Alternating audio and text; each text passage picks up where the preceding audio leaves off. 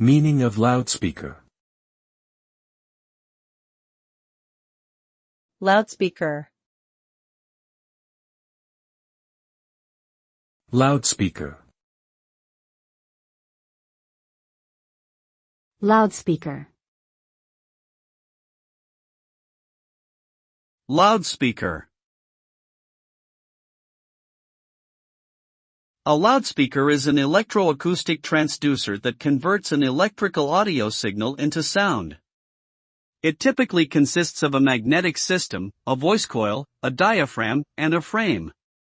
When an electrical current flows through the voice coil, it creates a magnetic field that interacts with the magnetic system, causing the voice coil to vibrate back and forth. This motion is then transmitted to the diaphragm, which produces sound waves that travel through the air as audible sound. Loudspeakers are commonly used in audio systems to amplify and reproduce sound, such as in music playback or public address systems.